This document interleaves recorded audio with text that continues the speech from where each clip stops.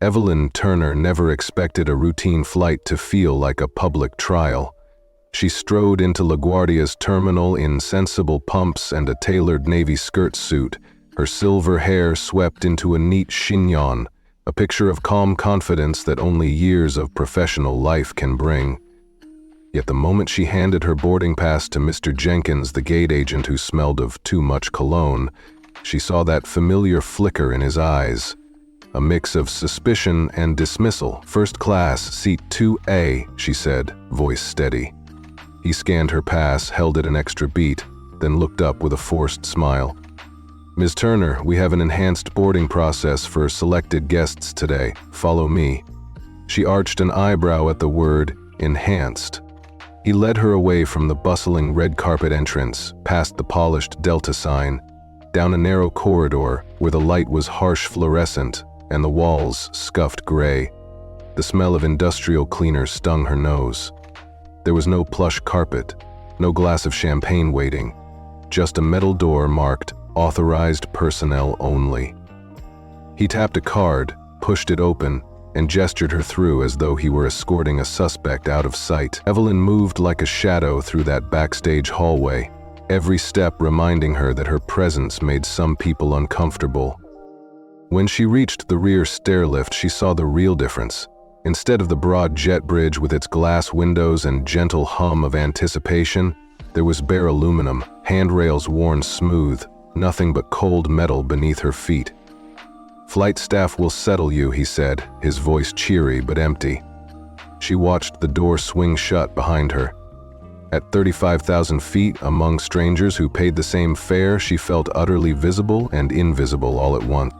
The attendant who met her at the galley was Ms. Clark, a woman whose uniform strained at the seams, whose bun was so tight it looked carved in marble. She barely glanced at Evelyn before pressing her radio. Evelyn heard the hiss and the clipped code. "Hipiat Manavi, potential disturbance flagged."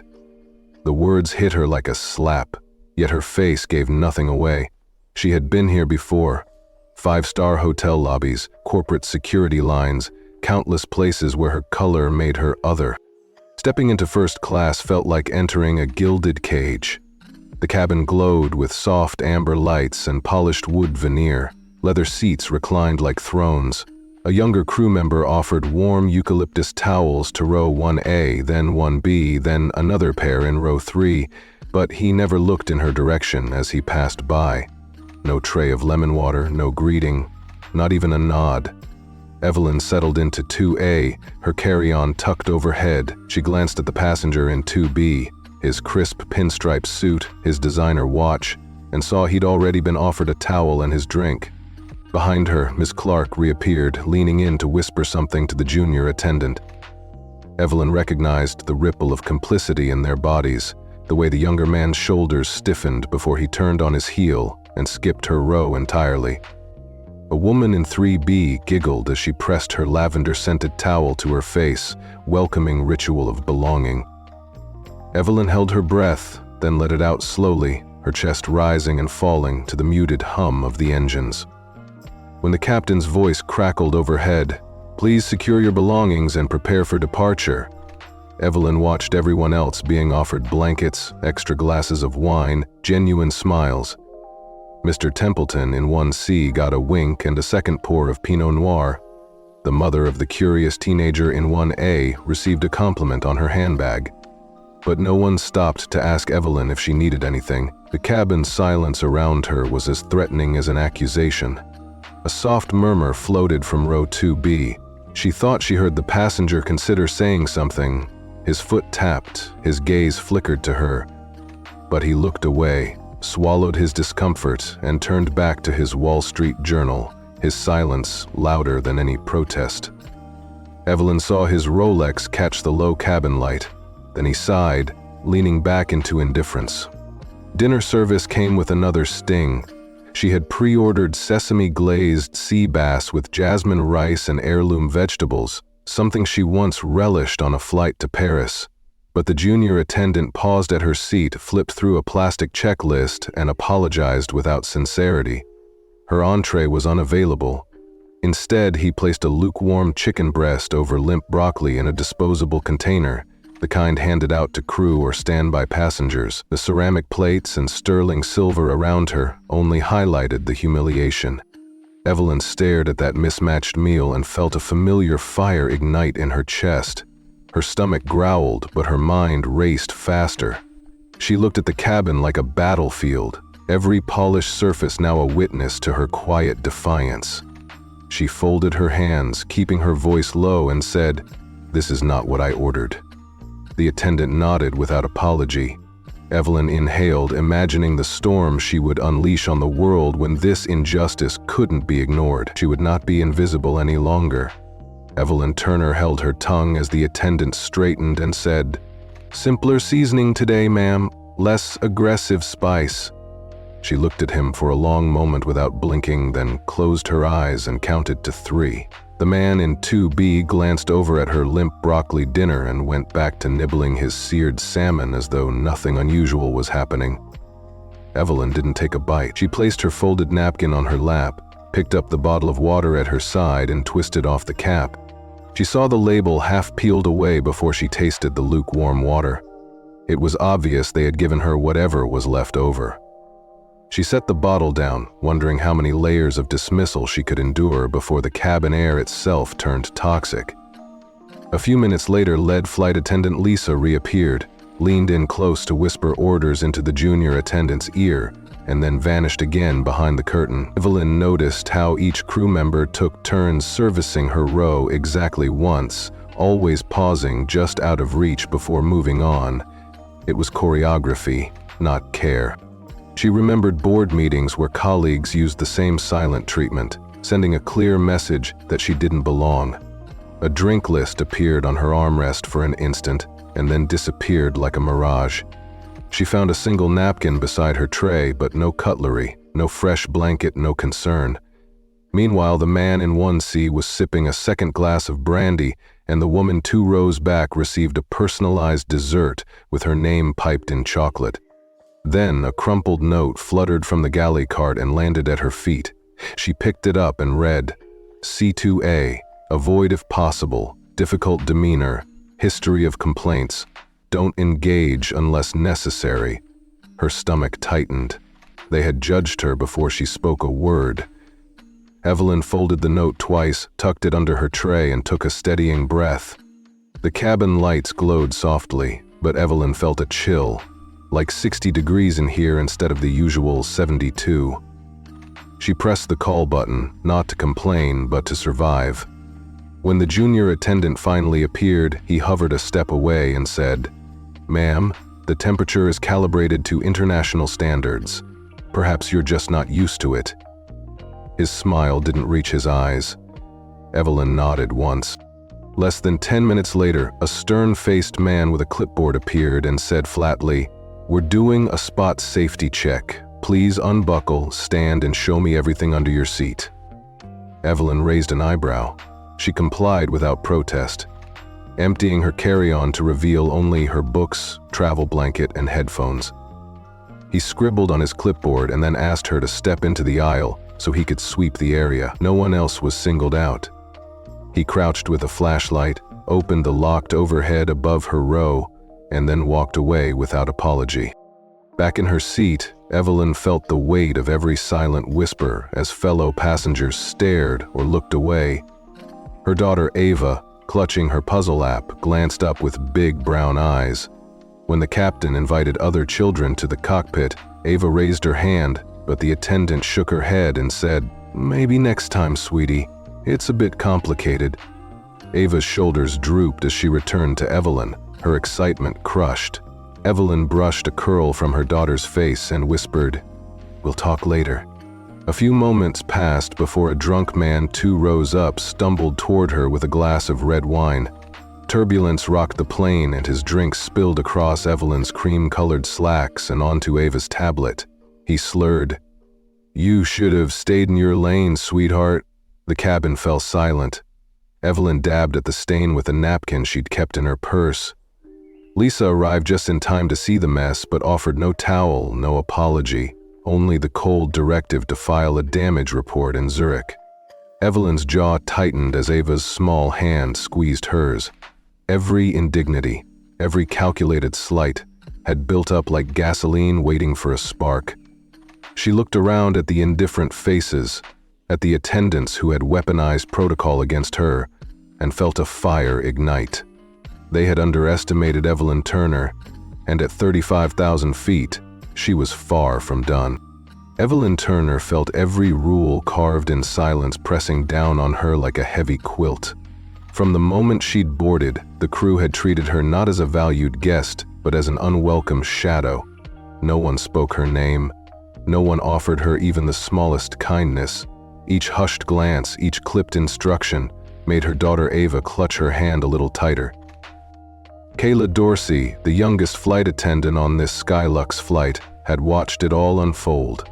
She had seen Evelyn shuffled through that back hallway, ignored by every crew member and humiliated by a drunken passenger's wine spill. She had tasted the tension in the air like stale coffee, and in her heart, she knew something had to change. For years, Kayla had been taught to smile through discomfort, to follow orders without question, even when those orders felt wrong. She'd memorized every procedure manual, every emergency protocol, every note about cabin weight and passenger compliance, but no training guide had ever prepared her for this kind of cruelty.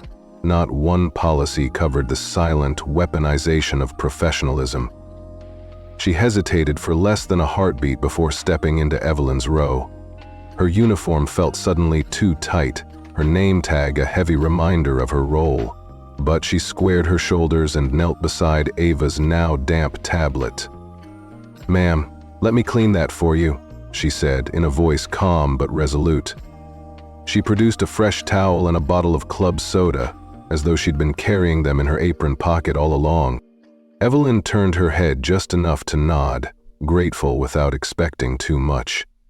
Ava looked up at Kayla and whispered thank you, her voice small but bright like early morning light.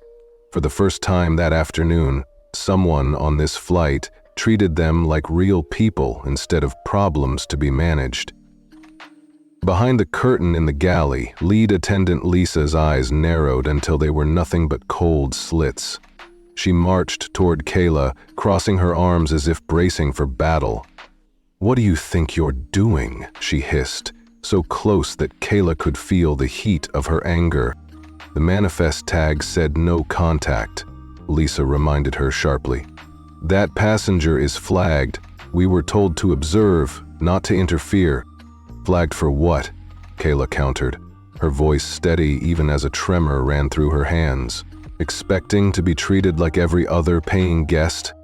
Lisa's lips tightened. "You're on probationary status. If you want to finish training, learn to follow orders." Kayla's heart pounded. Her final placement, her evaluations, everything depended on this moment. Yet she could not stand by and watch a child's curiosity crushed or a mother's dignity stolen. "You can call it procedure if you like," she said quietly, "but it's prejudice." Lisa's jaw clenched. She took a step closer, as if to strike. "Then resign when we land." Those words were the final blow. Kayla did not respond. She turned back toward the cabin and slipped the curtain closed, her uniform perfect and her face unreadable. Evelyn saw her return, saw the faint tremor in her posture, and caught her eyes for a brief second. It was not pity she saw there, but solidarity. Less than an hour later, Evelyn's in-flight messaging app buzzed with an alert. She tapped the screen and a PDF from Skylux Legal Affairs opened. It called her disruptive, claimed she had escalated normal service procedures, and accused her of intimidating the crew.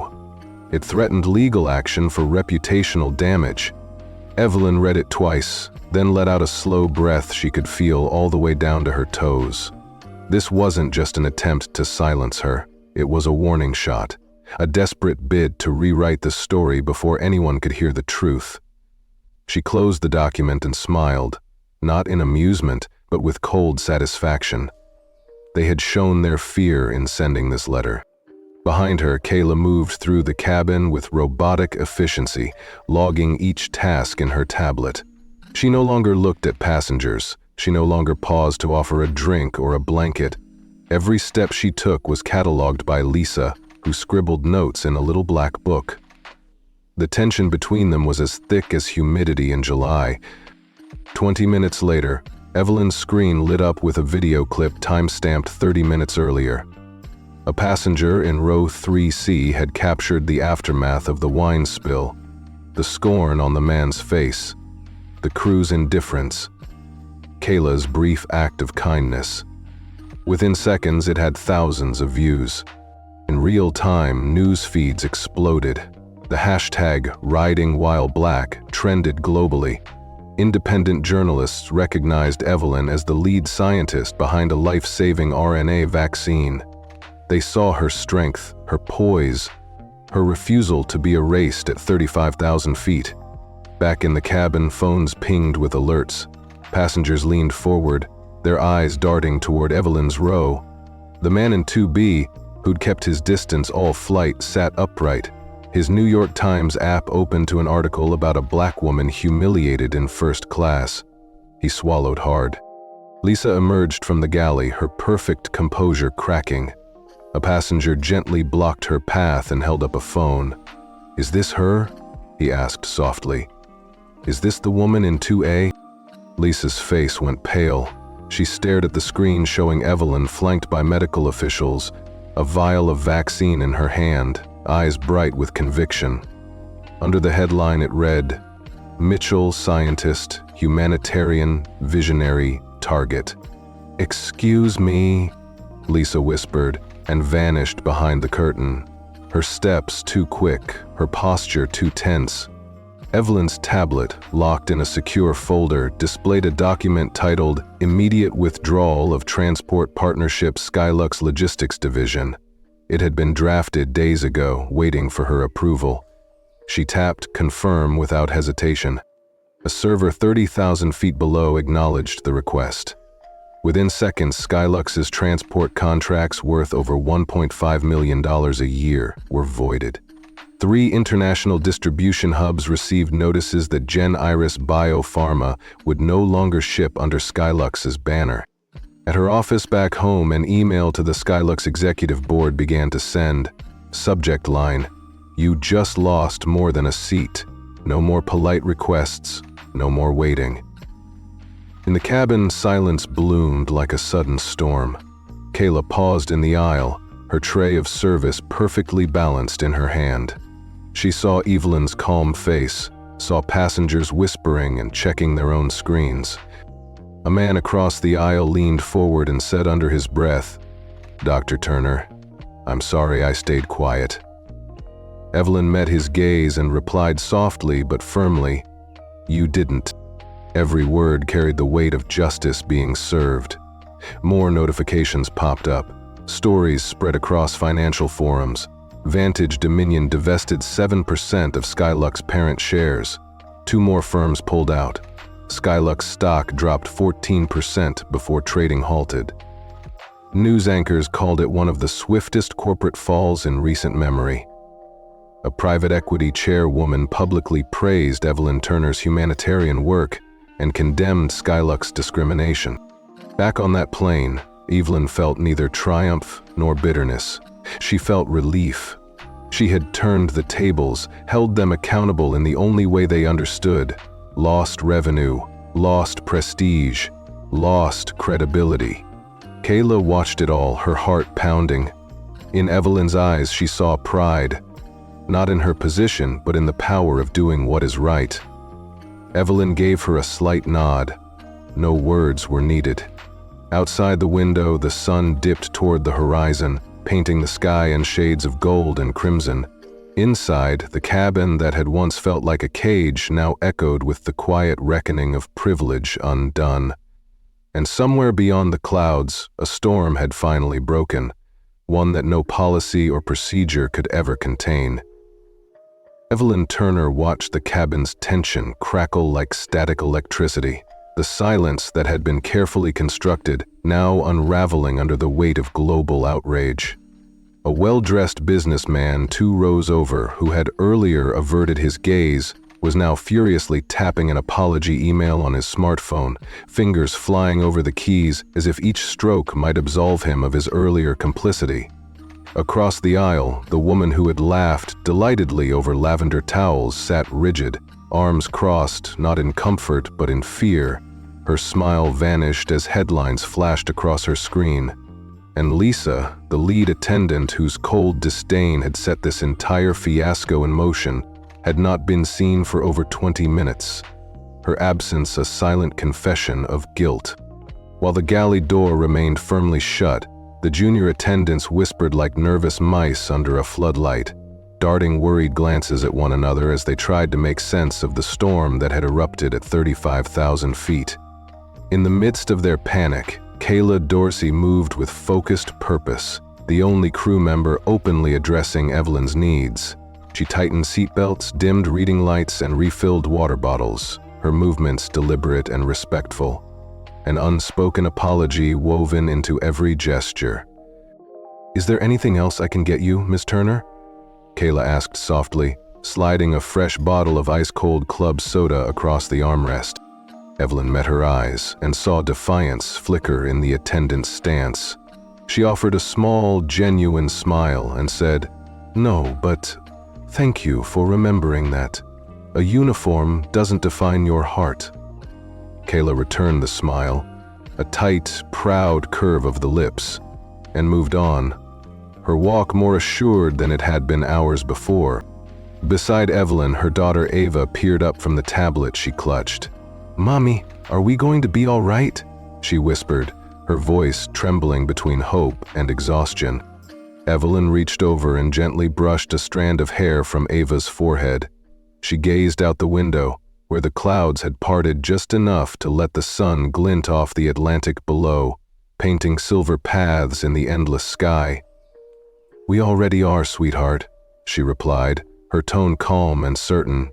"We already are." Behind them, another passenger murmured, "She works for the people who own half this industry." Evelyn sat tall, her posture composed as always, while Ava leaned quietly against her shoulder, unaware that their arrival would mark a turning point, far more significant than a routine touchdown. The moment the wheels kissed the tarmac, phones across the cabin buzzed back to life in a frenzy of notifications. Breaking: Skylux Airlines CEO terminated amid viral discrimination scandal. Confirmed. Alerts cascaded in waves, each one amplifying the hush that fell over every passenger. They clutched their devices like lifelines, scrolling through headlines that read like a corporate disaster unfolding in real time.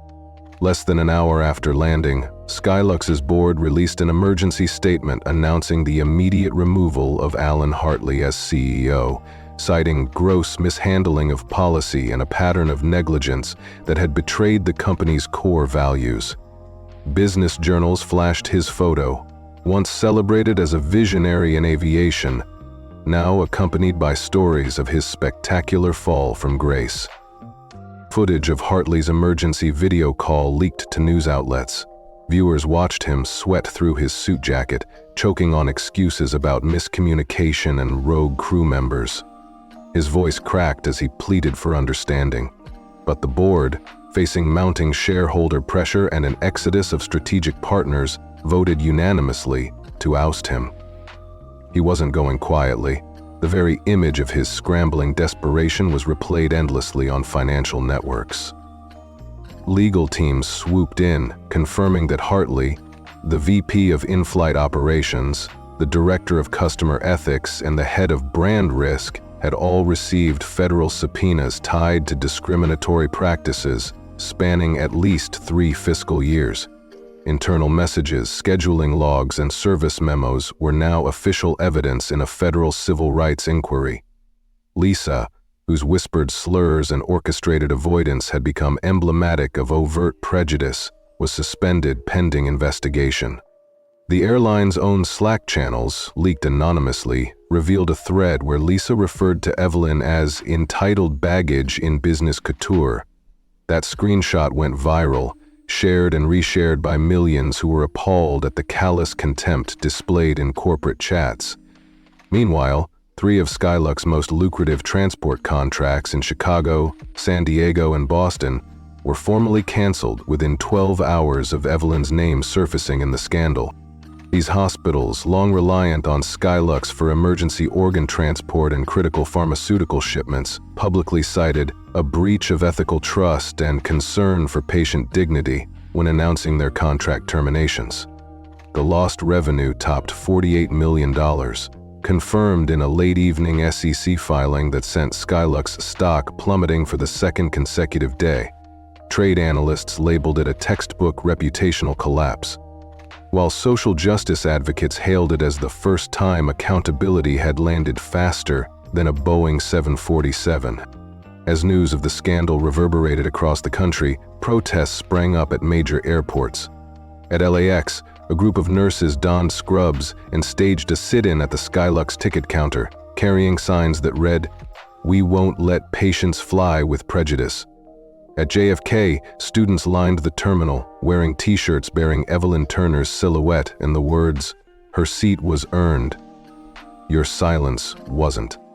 Back on the tarmac, Evelyn and Ava disembarked into a hush of awkward silence and sidelong glances. They were met not by a throng of reporters, but by a composed woman in a gray pantsuit holding a digital tablet and wearing an earpiece. "Dr. Turner," she said calmly, "we're here to escort you privately. Your transportation is arranged." Evelyn nodded and took Ava's hand. As they moved through the sterile corridor, photographers and activists pressed against barriers on the other side of the glass, energized by her very presence. She was no longer just a passenger. She was a symbol, a catalyst for change. Sliding into the plush leather seat of the awaiting black sedan, Evelyn let her shoulders drop. For the first time in hours, not in exhaustion, but in conclusion. They had tried to strip away her dignity with silent cruelty disguised as policy, but in doing so, Skylux had laid bare the very rot at its foundation. And now, one by one, it was all coming down. Months passed, but the echo of that flight never faded. While headlines chased newer scandals, the memory of Evelyn Turner's stand remained etched in corporate boardrooms around the world. Skylux conducted internal reviews, fired PR firms, and hired consultants for post-crisis triage, but their efforts only slowed the bleed. Real change required something deeper. It began with a handwritten letter slipped into the mailbox of the Turner Research Foundation, addressed simply to Dr. E. Turner. No letterhead, no logo, just an envelope sealed in humility. Inside was a folded page of trembling ink, penned by James, the regional flight operations manager who had stood behind Lisa that day and said nothing. He confessed to following every directive, ignoring his discomfort as policy demanded silence in the face of disrespect. He admitted that his own daughter Tessa was alive because of Evelyn's groundbreaking vaccine work. "I knew your name," he wrote. "I just didn't recognize your face. I see you now. I'm sorry." Evelyn didn't reply to the letter. She didn't need to.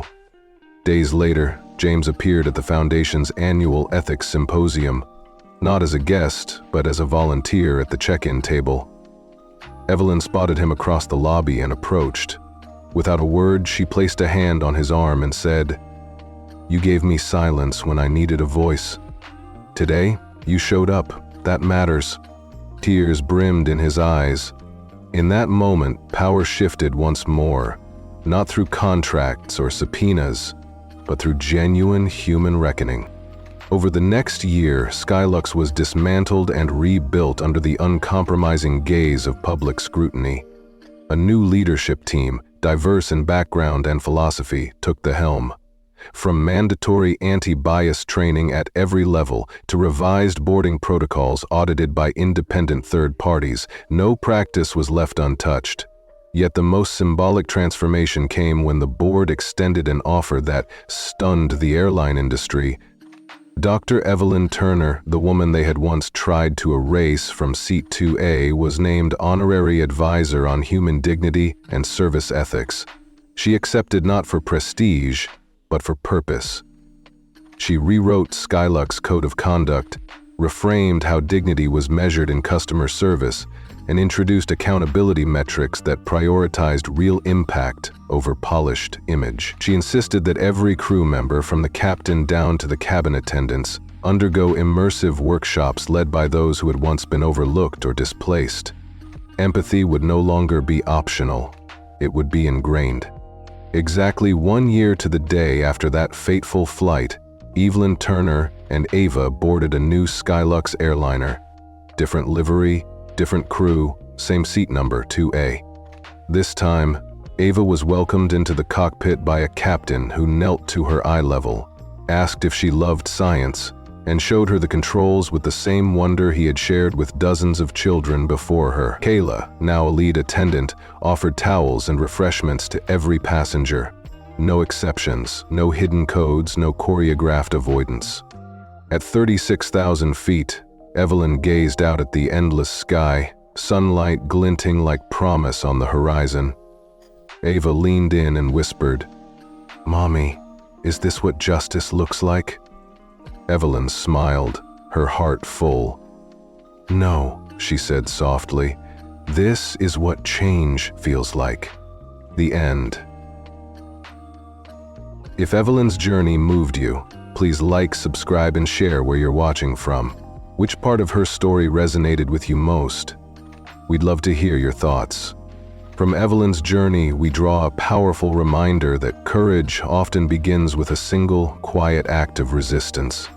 When she first stepped into that dimly lit service hallway instead of the red-carpeted jet bridge, many would have retreated inward or questioned their own worth. But Evelyn understood that dignity is not granted by circumstance. It is claimed by the choices we make in the face of injustice. For every woman who has ever felt overlooked simply because of her appearance, her voice, or her age, this story teaches us that self-respect is non-negotiable. No matter how routine the setting, a business meeting, a family gathering, or an airplane cabin, we can decide that silence will not be our companion when respect is on the line. Empathy and allyship emerge as twin beacons of hope in the darkest moments. Kayla Dorsey's decision to kneel beside Ava's damaged tablet and offer genuine kindness altered the course of that flight. She reminds us that even when bound by protocols or traditions, our shared humanity must take precedence. We each carry the power to create a ripple of change with one simple gesture of understanding. Whether it is offering a listening ear to a colleague who feels marginalized or calling out a thoughtless remark at the dinner table, we demonstrate our commitment to a world where everyone belongs. True strength resides not just in our personal triumphs, but in the compassion we extend to others. Finally, this story calls each of us to action. To listen with intention, to challenge complacency, and to invest in the dignity of every individual we encounter. Change does not always arrive in grand proclamations. Often it begins with the courage to address the small injustices we witness daily. So when you see a colleague overshadowed in a meeting, offer them the floor. When you observe a neighbor in need, extend your hand. When you experience unfair treatment yourself, remember Evelyn's example. Stand tall, speak clearly, and harness your network to elevate your cause. In doing so, you build bridges of solidarity and ensure that respect is not a selective privilege, but a universal right. As we close this chapter on Evelyn Turner's remarkable flight, carry forward the lessons of resilience, compassion, and purposeful action. May her journey inspire you to reclaim your voice, to act on behalf of those who cannot, and to hold fast to the belief that every respectful choice reshapes our world for the better. Your story, your choices, and your unwavering commitment to dignity can set in motion the same unstoppable tide of change that lifted Evelyn above injustice. Let her example fuel your determination, and may you always remember that justice and transformation feel like the sun breaking through the clouds, golden and blinding, on the horizon of a new day.